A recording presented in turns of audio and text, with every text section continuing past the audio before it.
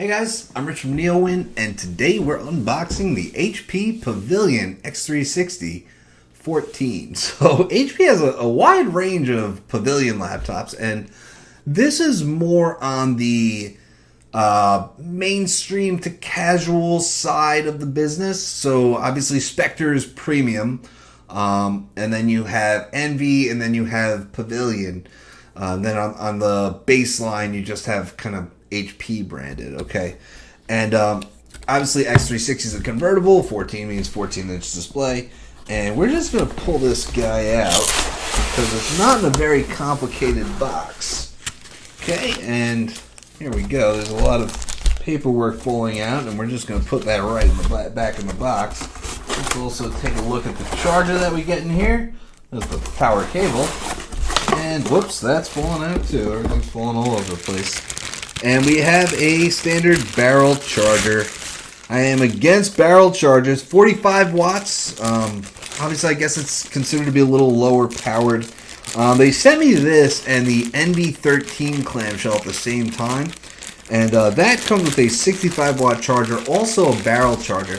I guess HP still reserves USB Type-C chargers for the premium Spectre lineup, which kind of surprises me. You know, the truth is that I don't always review laptops that are in this range, in the Envy range either.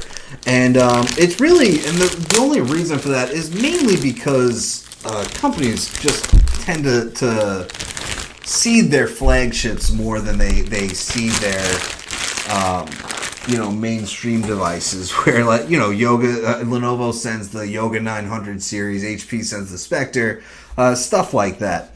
So reviewers don't always get their hands on the more budget friendly stuff, and so I don't see that barrel charger. I had assumed that we had moved on to USB Type C at least in the mid range to mainstream. So I would call this mid range mainly because it has a Core i5 in it. And it does have USB Type-C, which I assume you can use for charging, and obviously I'm going to check that. You know I'm going to check that. And it's USB 3.1 Gen 1 Type-C, which is fine. We have a USB Type-A port over there. That's 3.0 or 3.1 Gen 1, whatever you want to call it. They mean the same thing. Another 3.1 port over here, which is nice. 3.5 millimeter combo audio jack, also nice. Full-size SD card slot, HDMI, power. So the port selection on this is quite nice. I like that both Type A ports are USB 3 because, once you start getting lower through the price points, you start seeing these devices that have USB 2.0 ports, and I'm against USB 2.0 for anything. I would rather just not have the port at all. What's the point of USB 2.0 in today's day and age? Maybe for plugging in a USB mouse or something, but just cut out, because like I have I just recently got an Acer, the review's coming soon, and it's got a USB 3.0 Type A port and a 2.0 Type A port. Like, why not just have the one USB 3.0 port? What's even the point of adding that 2.0 port? So this one sells for $599.99. which that comes with a Core i5, Full HD display, 8 gigs of RAM, and 128 gigs of storage. So not bad. Usually $699.99. HP said at Best Buy it's currently on sale for $599.99, which is fine. It's going to be a convertible, so let's get this out of here.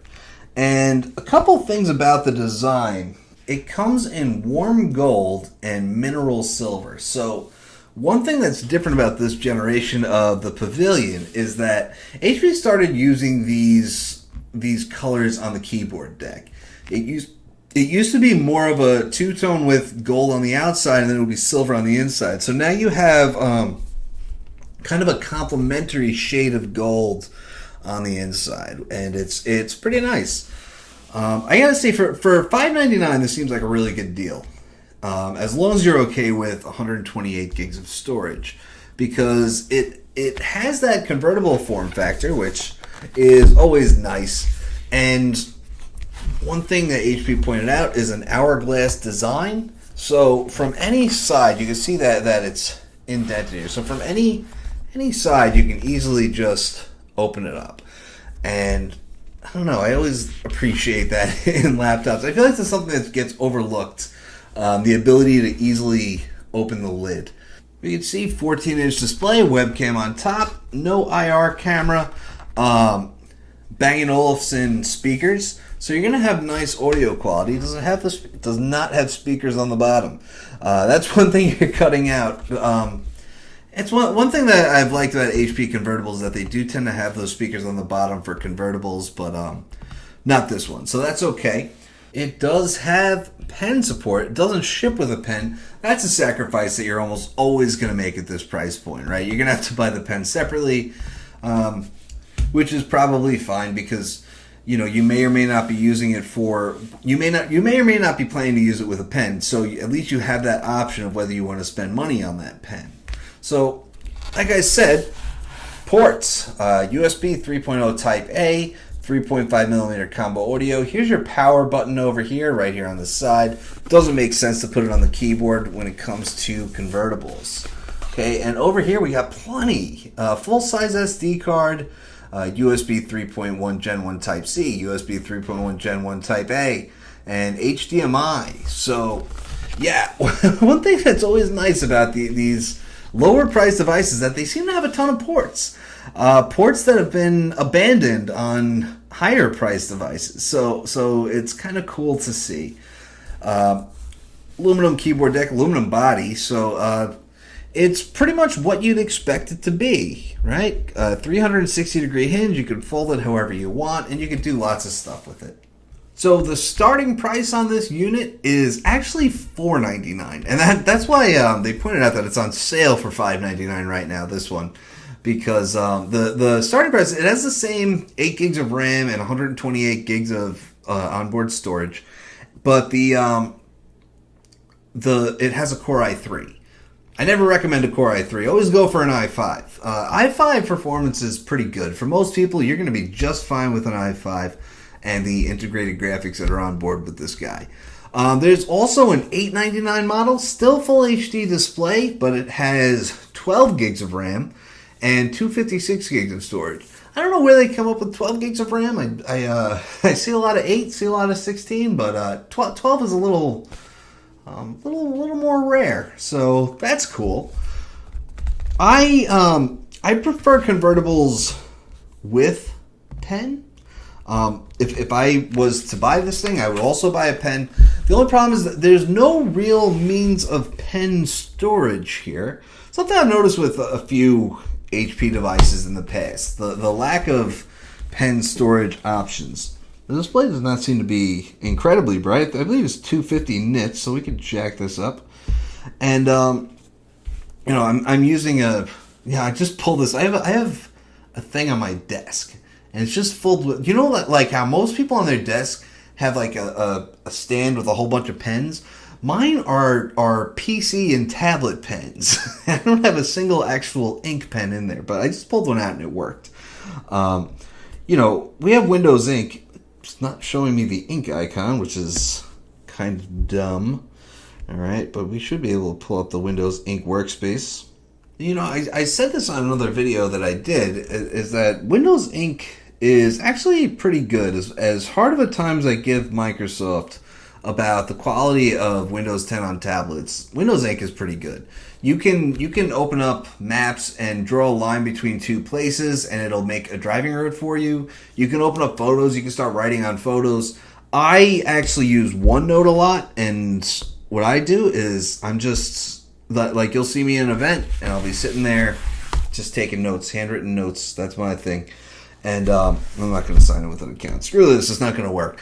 All I'm saying is Windows Ink is pretty good. So that's actually what I like about having a pen.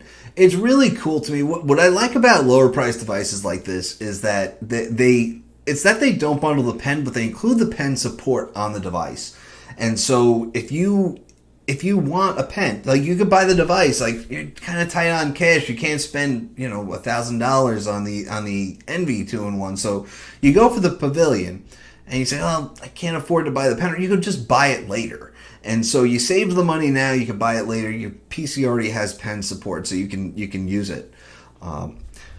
This is a pretty nice device considering its price. Full HD display, and it's a nice display and touch pen support. B&O speakers. I love HP's partnership with B&O because we actually have a lot of PCs at solid price points that have really good audio.